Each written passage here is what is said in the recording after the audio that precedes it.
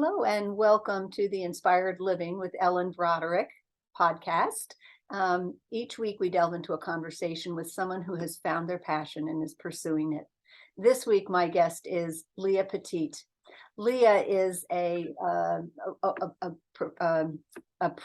voice pro and a singer-songwriter, and she guides people to find their own true voice, whether it be through speaking, through singing, teaching, or writing. Leah is also a motivational speaker and a yoga coach, and she inspires others to expand to their full potential.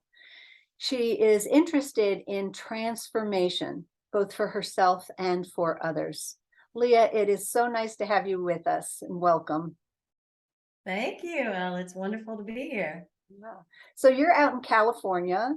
Is it Southern California you're in? Santa Barbara, considered Central Coast. Yes, Central Coast of California, this beautiful area out there. And you have really developed a very well-rounded set of offerings that you have for your clients. I think you do both individual and group work. And so can we start? I like to start by really understanding where you got connected to voice. and where you thought, oh, this is really important to me. Oh my gosh. That question goes back so far. I come from an Italian family and they're all singers. So I remember when you asked me that question, I remembered a time when I was sitting in my car in the back seat with my three sisters, my mom and dad driving to grandma's house. And I must have been singing like crazy, and my sisters, like always, were trying to silence me. And my mother turned around and she said, "Let her sing. She has a beautiful voice, better than any of yours." And I don't know why I remember that so strongly, but it was like my mom stuck up for me, and she let me sing because my sisters never let me have my voice. So that's a liberating moment, and how weird that is that I still remember that. And the funny thing is that my mom would say that, things weren't very PC in that day. My sister, my oldest sister, had the most beautiful voice, and to this day, even though she's gone, I still know that she was the inspiration for everything. I always wanted to be as good of an athlete as her, as good of a singer as her, an actress, all of that stuff. But anyway, we have to grow from those times when our personality and our instincts were squelched. And so I realized that I love to sing, and I continued singing. Here's another pivotal moment that comes from that. I was at orientation, at my college orientation, and I had been planning throughout my high school, and at that moment was going to go into language interpretation, because I love languages. I love the way they flow in your tongue. I love the way they relate one language to another. I love accents. And in that time, if you were going to be in language interpretation, you were going to go into the arts and science. And then there was this other avenue of the fine arts. And I was just like, that's me. I'm going into music. I'm going to sing, write, and compose music. And it took years before all of that developed and happened. But it was a transitional, another pivotal moment. You asked a big question there. You didn't know you were going to get me going crazy like that. No, but isn't it really is something that both little things and also intuition from within. It sounds like you were considering one thing, but that your intuition took you in a different direction. Exactly. And I was chastised for following it. My mom about had a fit when I called her on the phone and told her this is what I signed up for instead. I think that a lot of people these days, we seem to tell our children and give them the message, or maybe other parents did, even in that time, that you can do anything you want. But in my family, it was like, yeah, don't reach too far because you might get hurt. You might fall. You might fail. Or only a few people are that good, but you're not. You know what I mean? Those kinds of messages were really strong in my household. And I realized later that it's because my mom never believed in what she did. She was this fantastic, everybody in the neighborhood loved her because she was the creative. She was the fun one. She was the designer. She was going into fashion design and ended up getting married, having kids. And then it was, you could see it all over the house. She redid a room in the house every season. She'd do them for the seasons, but every year or so we'd have a makeover in one room or the other, you know. Mm.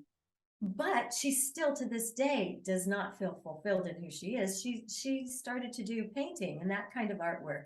And when she did that, she always felt like she was copying. She never felt like a true artist. So I think for me, it's taken years to realize that my passions are what, and to help other people realize that their passions are what is driving them to fulfillment, to having a full life. And so I made these choices and it made a much harder life. I mean, you have to carve your own path as a musician, as a solo entrepreneur, and it's empowering, Mm-hmm. but it's always exciting. So you made this decision to go your own way, and some aspects of that had certain challenges, but there was also some feeling of fulfillment for you in the process. Is that right? That is totally true. And, even to this day, I have always wondered, like, was that a big mistake, not to have the stability that I see other people have at my age, because I should be retiring, but it's the last thing I want to do. So then I realized that no, I'm still growing. My mindset is very open. I'm unlimited in my potential, just as everyone else is. But I try to help people realize they have the choices to, that's why I like teaching voice so much. It helps them to speak with confidence. It helps other people to learn them from the mistakes that I've had and from their own mistakes and be able to forgive themselves. And that's part of the yoga coaching. And just that those two passions of mine, yoga and voice, have always been one. Every time I work with a voice student, I'm using yoga energy techniques and vice versa, with yoga. I think it's really important when you think about the fifth chakra, having people learn to speak with confidence, with pride, and be heard and seen. And that's what most people are longing for. It's one of the highest, most highly sought after characteristics on LinkedIn. When someone's got a job, yeah, that they're putting a job out there, that's one of the few that float to the top as far as what they're looking for is someone who can speak and someone who can be emotionally vulnerable. Those two things are the top two. It amazes me. Mm. And you said the fifth chakra, which of course is the throat chakra, right? So this is where our voice can be expressed. Right. And lots of times it's kind of blocked. Like your heart might be really open and your head might be really open, but you just don't know how to get it out. And I think that's part of it. And the ears are part of that. Listening is a big part of that. Sitting for ideas and all of this. It takes a certain confidence and a certain level of centered groundedness. And that's what brings me into, like I do, I teach a Free Your Voice workshop every month or so. I teach goddess retreats, and I have my voice power year-long course. And in all of those, it's the three pillars that I teach, the three pillars that bring unshakable confidence, that help you to have all the, like people, they know about the chakras, but they don't understand what freely flowing 7 chakras or more is like. And I'm not saying I'm perfect and I'm always there, by no means, but I know how to work the energy and I help other people see that it's possible. And that's easy. You said, I think it was in promotional writing for one of your workshops, that you said your voice is your calling card. Oh boy, you remembered that one. And it's so true. People don't realize how quickly others make an impression of them. They don't realize that when they speak really softly, people just don't get that they have a power behind that. or if they're just way too loud and boisterous, then it's so annoying that people don't even really understand or hear what they're saying. Or if they're really squeaky and they talk like a little girl. I mean, it's not that we want you to be someone you're not, but we want you to be fully who you are. Mm. Yeah, yeah. You're reminding me of Marianne Williamson, who I love her work about light and being our biggest fear being not that we are insignificant or unable, but that we are sort of beautiful beyond belief and powerful. Um, and can we embrace that, and can we actually bring that into the world to shift to shift our experience of the world, really. And the world around us, and therefore our experience of the world. Yeah. And go ahead. Nope, you're about to say something. Well, that piece of that you brought up with Marianne Williamson and this huge light that you have,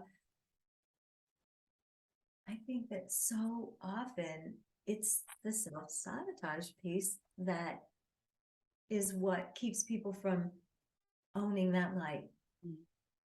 So that's a lot of that comes into the work that I do quite a bit, and into my inspirational speaking. When I speak, a lot of times that will come in, because I don't think people realize it.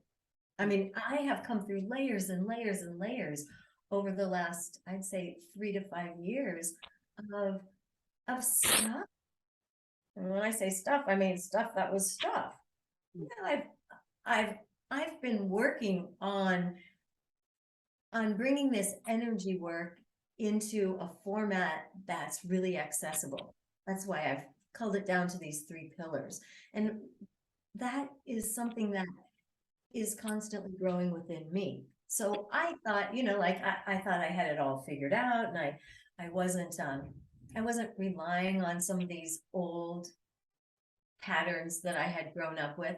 And yet I would find that some of the traumas that I'd gone through had little pieces that weren't resolved. Even though the big part, all the forgiveness, I that was over, I was feeling really free, little things would come up still. So we always have those little pieces of us that need to be polished, that need to be loved, that need to be nurtured. And that radical self-compassion is a big part of this whole work that I do as well. And I'm sure you feel that way in your work. You have amazing work, Elle.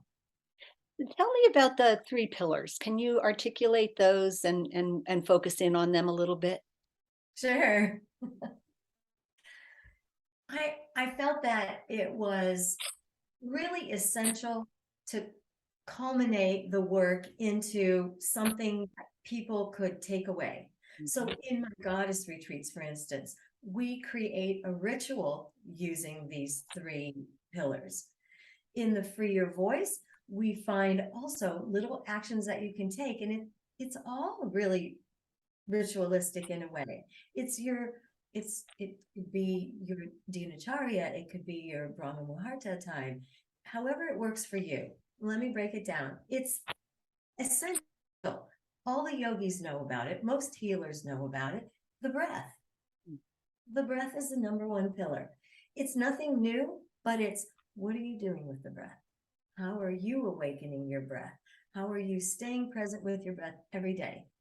And so in the goddess retreats, I only talk about 3 goddesses, and you pick the one that resonates with what you need the most now, and you create your 3 rituals based on presence of the breath, movement in yoga and energy work, and the voice, your authenticity, your expression. So the breath, it's so important, because if you're with the breath, you're with the rhythm, you're present, and then time is on your side. My mantra that I learned from Jean Houston is, I have all the time I need. because we create time. We always say that. I make time. You make time for what you want. So when you tell somebody you don't have time, maybe you're lying. You know, you don't choose to have time for that. That's really, and so if we start hearing ourselves say these things, we catch it, and then we become a master of our time. It takes a while. And that's another thing. That's one of the ones that I'll probably be working on for the rest of my life, but I master day by day. And I always measure backwards. So I see I've come a long way, even though I have a long way to go. And that measuring backwards is really a way to fully embrace the progress you've made, right? Yeah. Yeah. Yes. And stay in that energy, that dopamine high of, okay, I'm doing it little by little. It's the Kaizen again. Little by little, I'm getting there. And we have to have those goals, and we have to have that vision, and we know what our future self should look like and will look like if we keep these rituals in place. It's got to be a daily practice if we really want to grow in a monumental way, if we want to have the impact that our life is meant to have, right? And each of us has an impact, even though some people aren't looking for a large impact, a large audience. You're always influencing somebody, huh? So breath is the first pillar. Number one. Yeah, number one. All right. Number two, we're going on to the movement and the yoga, spanda. That's a part of life. That's that rhythm again. And so the rhythm and the ebb and flow are hard to keep when you're stationary and with a fixed mindset. So we want to open our minds. And if you're not moving your body, your breath starts that energy flowing. But we're living in a physical body wrapped in skin. All these bones and muscles and organs need to be able to move, right? In order to assimilate, in order to digest, in order to eliminate, in order to remain healthy and to keep our immune system resilient and strong. So that's the piece, that some movement that you love. It could be dance. I'm all about the feminine flow yoga. It's very dance-like. It's another piece of that energy movement for the body, and to make it fun, because then your mind can be freer. Then when your body's free. Why did the yogis create yoga? They created it so that we could all feel the space to be able to focus in, build our awareness, and create the life that we want. That's how we make the choices when we sit in yoga, or when we sit in a breath practice. We build that awareness and we bring it moment to moment. We can hold that presence throughout the day if we start the day right. And then the voice piece is number three. And I think it's easy to see the vital importance of that if you realize that we communicate, all of us who can speak, communicate with the voice. And that's our biggest tool. We're expressing our truth. We all want to be seen and heard. We want people to understand us. And if we have a message and we want to make the impact, we want people to hear our convictions, the power of our voice is vitally important. And if we're monotone, people just really don't want to listen, even if it's a really good message. But it also, when we speak with confidence, we inspire other people. We help them to feel more confident. We hold the ground, right? We hold the space. And our voice is also important because we create our boundaries. And if our voice is too weak, they might not be heard. And if our voice is not heard, we don't have our power. We lose some power. Putting them all together is really vital to living our full potential as humans who want to become, who want to keep on flowing and changing, because we have to in this circular nature of time. Then I feel the more that you have a balance in these three areas that I am empowered to teach about. I'm not saying these are the only ways to get there, but these have created a beautiful framework to make a well-balanced person with unshakable confidence.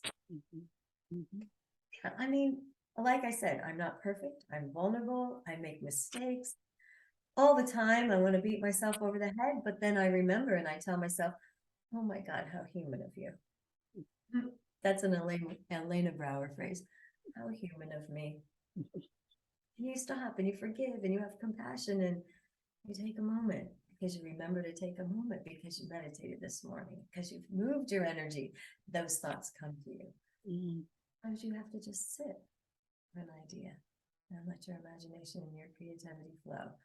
But when you've done some movement, when you have your breath flowing, and when you're free to speak, you can take that time. You don't always have to be, some people, they just speak and never listen. You find balance. Do you practice those 3 pillars every day? Every day. Every day. Every day. Yeah. Every day. And there's voice work that you can do so that your voice won't be monotone, or can reach to places that you didn't know were there. But we've been stifled. We had to sit in school and be quiet and act a certain way, and social mores, talk a certain way. It's important that we practice to be who we fully are, what we can be. And so, yes, I have a breath work, a yoga and meditation work every day. I don't do the same kind of movement every day, but one day I'll be walking and running, and I do that almost every day because I love to greet the sunrise and to say goodnight to the sun at the sunset. And I like to do some chanting while I do that. And I sing and play some instruments, and the voice piece comes naturally because I love to sing. And movement is easy for me too because I'm a very energetic person, so I have to be moving. But I'm telling you, when I'm writing and I'm sitting for sometimes hours, I have to take movement breaks because if I don't, I'm in terrible pain. And sometimes I get so engrossed that I wait too long.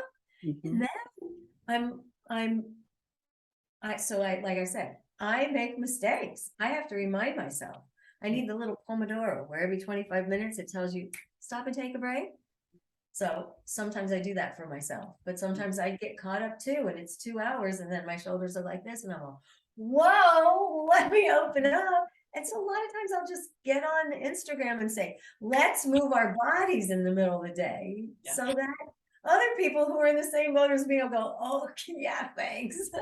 Well, I remember hearing I think it was a Facebook Live that you put out there, which was you had some great song that you put on a CD or something, and then you led us to dance. I think you had a scarf, and I remember that day so well because I thought, oh, I'm gonna, this sounds great. And I went and got a scarf, and I joined you. And then I tried to forward it, where you share on Facebook, and I couldn't figure out how to share it. So I said, well, I think I still have to pass it on. So I went on and did a Facebook Live and passed it on. I love that. I love that. That inspired you to do the same thing. And now your following got to have that same experience. And I think, you were saying how in life we can feel really stifled by either the school experience or sometimes home experience or work or other experiences, that what we're really being led to is how to move beyond the limitations and really find our true expression. And I do believe that this feminine energy is needed in the world, which has been so dominated by the masculine energy. And so I just applaud what you're doing. And it seems like, now, how would people do a workshop with you? Is it online, or do you do them in person, or both? I'm doing my retreats right now in person. Yeah. Yeah. Finally. But the workshops, the Free Your Voice workshops, I do them online every other month. So I'm really excited. I'll be doing one more this year before the new year begins. And then I'm having a retreat in November in Santa Barbara, November 12th. And then in Santa Barbara, I will have a February retreat. I don't know if it'll be a goddess retreat because I want to do it as a couples retreat, but I don't want everyone to feel like they have to bring a partner. They could bring a friend or whatever, but it'll be that same loving, sharing energy. And obviously the three pillars are something that come up. We chant in the goddess retreats, we chant so that we can get to this primordial sound that does so much to move energy in our bodies. And you know, when I do yoga and movement and I teach at these workshops, a lot of them it might be qigong, it might be Reiki. It doesn't matter what style of energy. I'm always teaching something that people can do easily and intrinsically. Yeah. Yeah. So, and then do you do individual work as well? I do some private work, not as much as I used to, but I am open to it because I think it's a good way to get people integrated into who they are. And then very often people will find that group support will help that, will magnify the work that they're doing alone. Yeah. Yeah. So So as a stepping stone for some people into the group work? it can be, yes. Yeah. For some people, it's a really wonderful way because they get to feel really confident with me, feel really confident in themselves, and then have the opportunity to share that and have a support group. And also to be able to air their challenges that are coming up along the way. And it's much more affordable for people to be in a group. And But do I you, small group work as well. but what, I'm sorry, can you repeat that? Some small group work as well. So if I do the retreat, I'll do a little VIP so that if some people want to just be in a really tight container, we'll add on a day in front and behind and have some extra time to do really special, different work that can't be done into the large of a group. But I keep most of my work intimate. I never really have more than 15 to 25 people in my groups at a time. I don't like the huge, not that I don't like it, it's just not where my strengths are, where I feel people can grow with me in my style. And where would people find out about these things? What's your online presence look like? Well, on Instagram, I'm online about 3 times a week, 2 to 3 times a week. That would be at Leah Petitte at YogawithLeah.LP. Okay. But I would love, if anyone wants to email me, it's Leah at YogawithLeah.net. And I'd be happy to just talk with you for a moment. I would be happy to explain a little bit more about my programs, but I would love to have you on my email list. And each time that one of these is coming up, you'll get to see this is what she's offering. Doesn't mean you have to join in right away, but I would love to speak with you if you're interested in this work, because every one of us who grows the community. Yeah. Some people, it's hard to own that because they say, well, you know, like, I'm not a community person. But if you're a mother, if you're a wife, if you're in a relationship, if you're a team leader at work, if you're part of a team at work, every time you make your heart stronger, or you make this energy from every word you speak and every smile and the way you look at people, one of more loving presence, then you're growing the love. You're growing the peace. You're growing that presence around you that is grounded and helps ground other people, because no one's grounded enough. We're all up in our heads. When someone has their feet on the ground, the world kind of starts to revolve around them, or you're having the impact even whether you know it or not, right? Whether it's good or bad. So why is it good? Right? Yeah. Leah, this has been so much fun to talk to you, and looking forward to getting this out into the world. So thank you so much. Any final word before we close off? I would just say thank you to you, because you've got this beautiful platform, and I see your gorgeous sounding bowls back there, singing bowls. Yeah, yeah. And I think that by doing your work, you are helping people find their confidence in a way. It might not be the same way as me, but if you're sharing some beautiful work that is enriching people's hearts, and that's their presence, they're giving that gift. When you give them that gift, it's being forwarded. Well, thank you, Leah. And I think what you're saying too is that, you know, each of us has something to give, and if we can listen to what that is, and then and find the tools that we need in order to amplify that into the world. And then the other thing that I love about what you were saying is also that that we don't have to be perfect at things, that we can. I at least feel like I tend to muddle along, and you know, eventually things get maybe more polished, but that there's something even in the unpolished, I think, that is really valuable in the world. And can we have the courage to step out, even even imperfectly? Yeah. In the Bhagavad Gita, it said, this is paraphrasing, but it's better to do your own calling, your own dharma imperfectly, than to do somebody else's dharma perfectly. Amen. What a place to end, huh? Well, Well, when you end with a quote from the Bhagavad Gita, you can't go wrong. Well, quote.